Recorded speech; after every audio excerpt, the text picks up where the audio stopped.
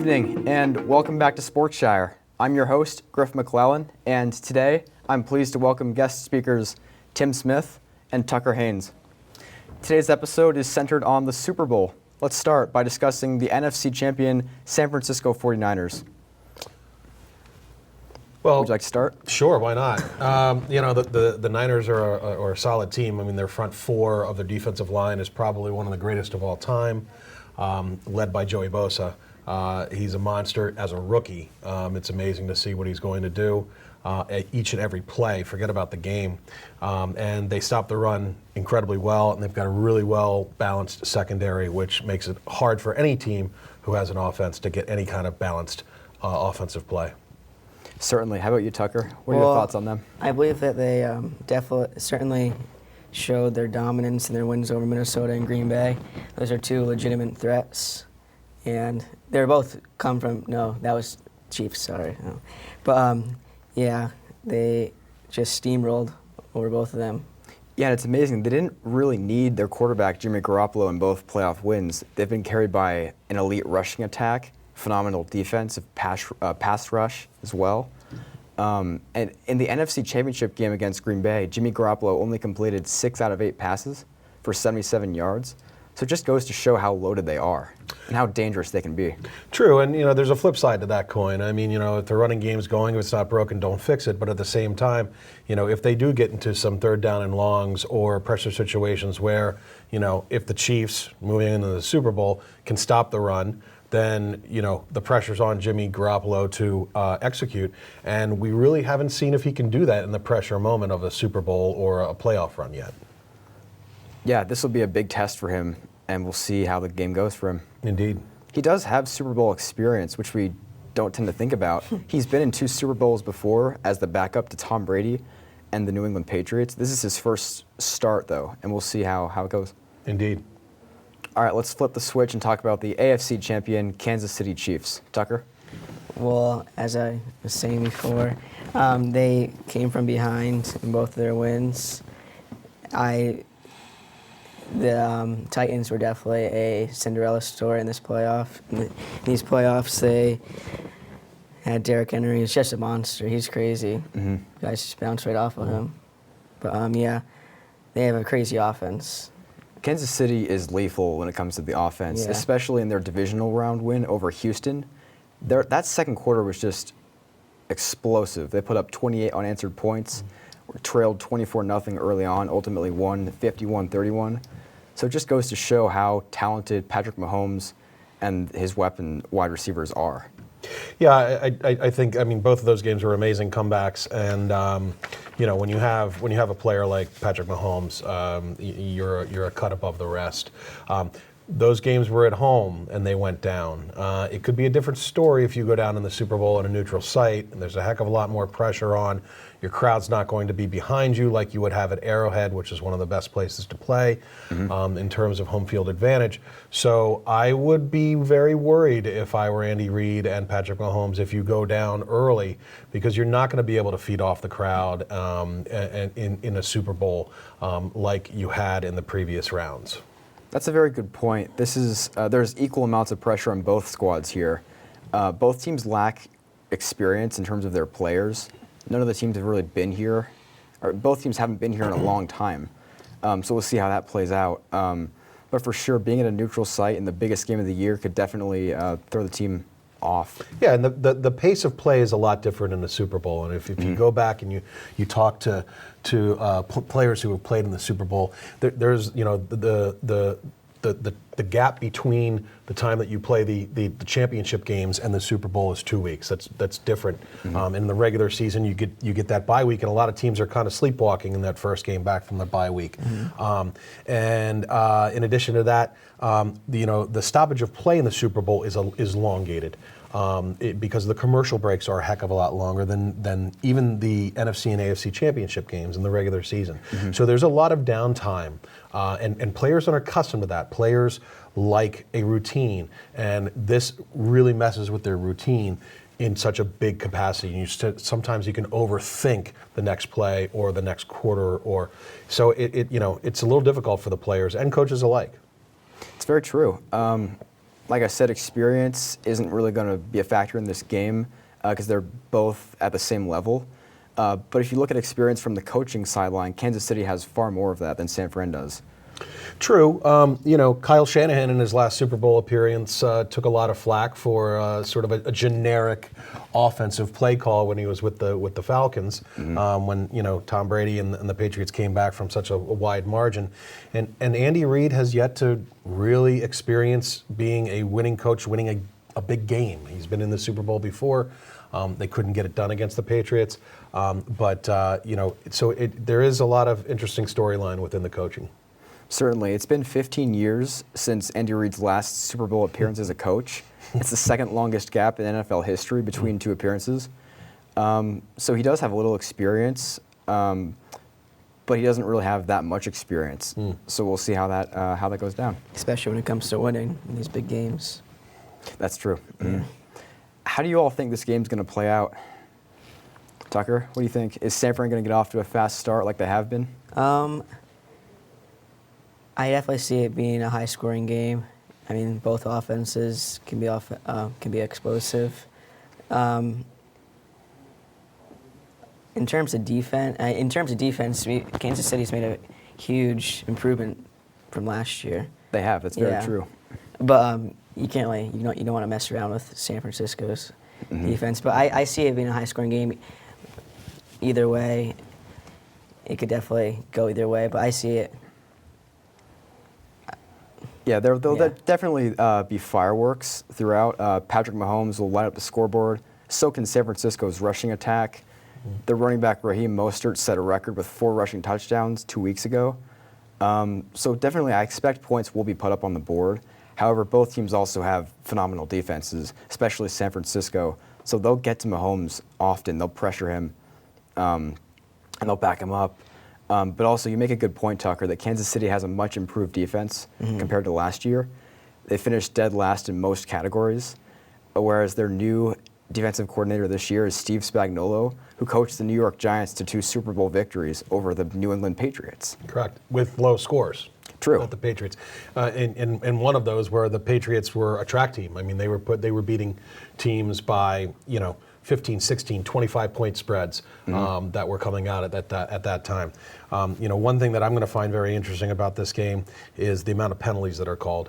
Kansas City typically is a sloppy team. Andy Reid's teams have typically been sloppy when it comes to penalties that are called.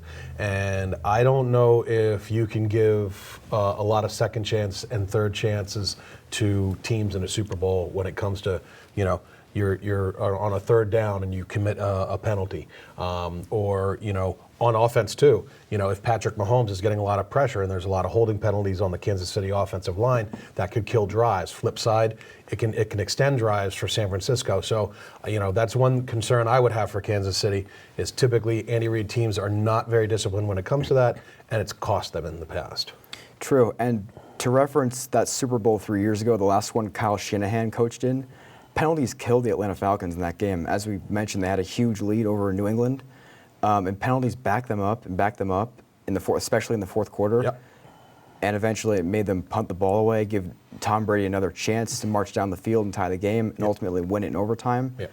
So penalties may seem small in earlier moments of the game, perhaps, but they certainly add up. Yeah, I mean, it's like baseball. You can't give extra outs to the team you're playing against. It's as simple as that. Who do y'all think is going to win the game? Tucker, how about you? I see Kansas City winning. I have a lot of faith in Patrick Mahomes.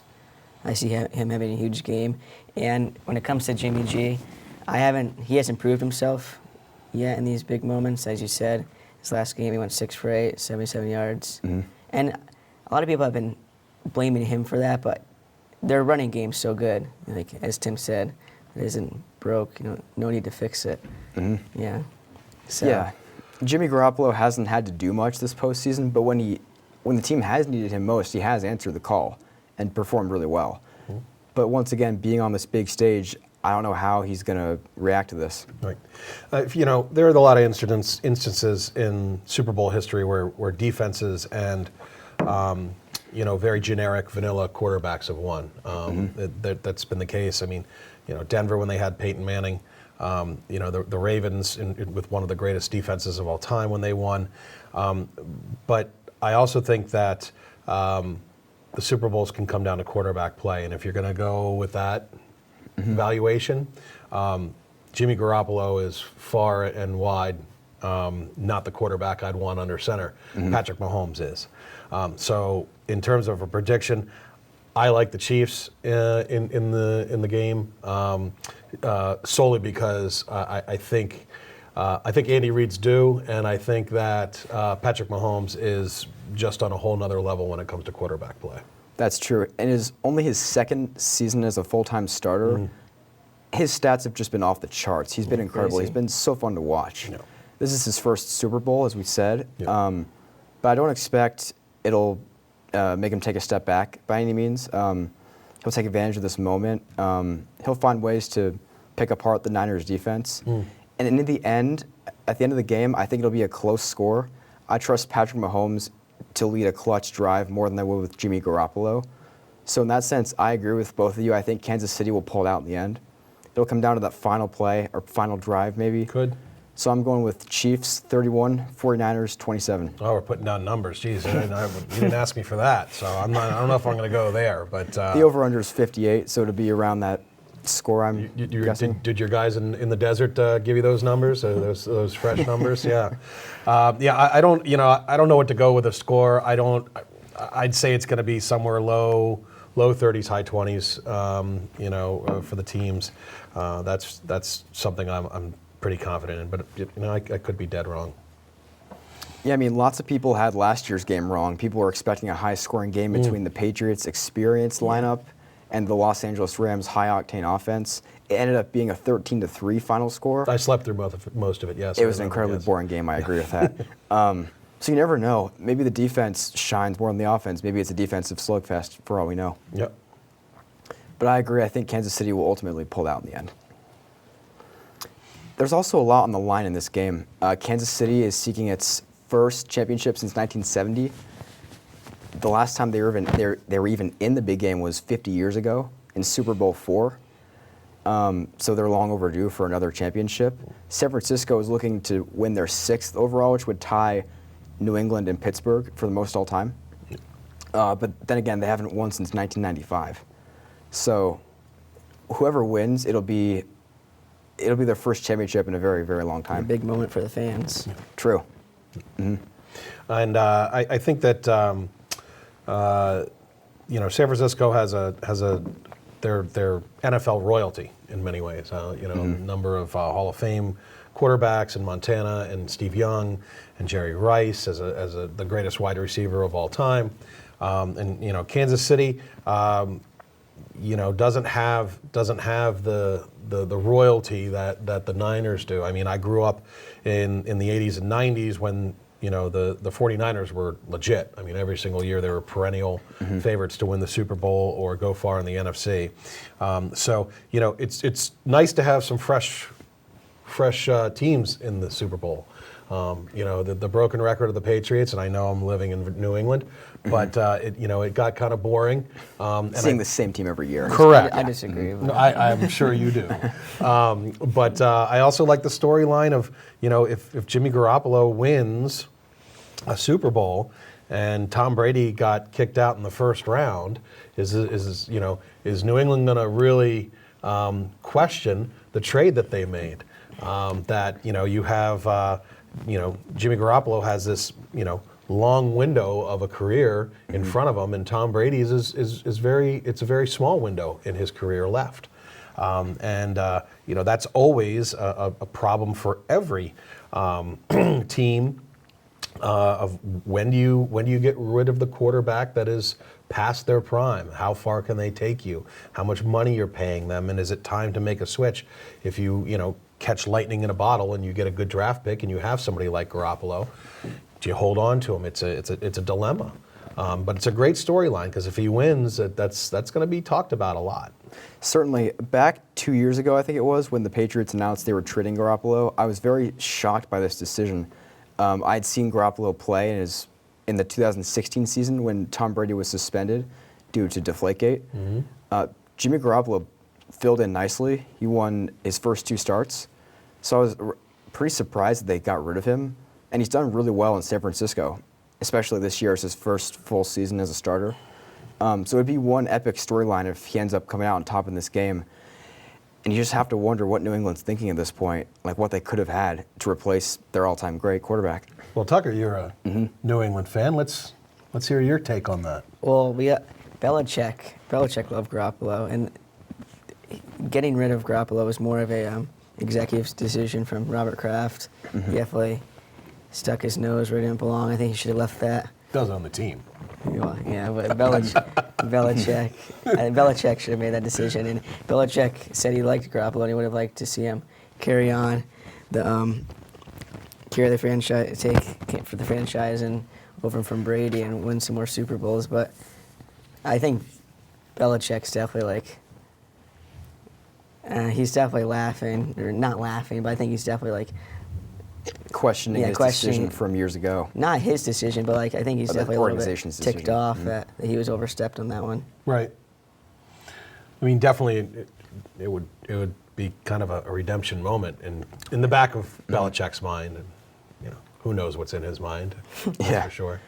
But speaking of redemption, this has also been an incredible season for San Francisco, seeing as last year they finished with only 4 wins, and previously they'd finished with fewer than 5 or 6 wins per season. They weren't doing too well.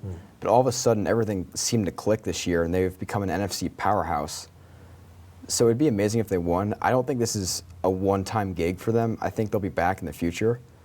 But if they pull it off this year, you can someone could argue that that's easily the greatest turnaround in the history of the NFL. Could be. I didn't really think about that. One thing you do get in terms of not doing well the previous years, you get an easier schedule, and you wouldn't think that they would have an easy schedule coming in, just because the NFC West usually is, you had the Rams who were in the Super Bowl, you have the Seahawks who are well coached and have a real good home field advantage, and Russell Wilson. But the Rams, they kind of stunk it up this year, and Seattle was Seattle, but San Francisco did beat the Packers twice, and the Vikings. So I mean, they deserve to be in the Super Bowl. There's no question about that. But definitely on their path to get to the number 1 seed, they had kind of, as it played out, a little easier of a schedule than maybe some other teams. Yeah, certainly. They especially got tested late in the regular season when they faced big-time opponents like Baltimore, New Orleans, Green Bay. They crushed Green Bay in both meetings this season. They aced that matchup. They lost a close one to Baltimore, but they had an incredible road win over the Saints in Week 14. That's when they really solidified their case as a Super Bowl contender, I thought. They pulled it off 48-46, I believe. It was a really high-scoring game, and the fact they were able to keep the game going and stay up there with Drew Brees and a top-tier team like the Saints, it really put them on notice, saying, "Hey, why can't it be us?" You can bet that the Kansas City coaching staff looked at that Saints game a lot, because if Drew Brees can put those kind of points up on that kind of defense, Patrick Mahomes certainly can do that. Because Drew Brees is not going to beat you with his legs, where Patrick Mahomes could beat you with his legs, as well as his arm. And the thing about Mahomes I like is he's like Cool Hand Luke. He does not get flustered under pressure for such a young man in a second year. Pressure doesn't get to him. He almost thrives off of it. He's down early in 2 playoff games and roars back. It wasn't even like it fazed him. I think that's an intangible that you got to look at as well. Certainly, he can beat your opponent in many aspects. He can throw the ball deep. He can run. He's just an all-around elite quarterback, as we saw in their playoff wins. He had an epic run against the Tennessee Titans. Yeah. That's arguably one of the greatest plays of the postseason. Yeah. I certainly think Patrick Mahomes doesn't get fazed by the spotlight, like you said. So I think he'll put up big numbers and ultimately carry his team to a win. I agree. Yeah, I almost see Mahomes as a young Brady.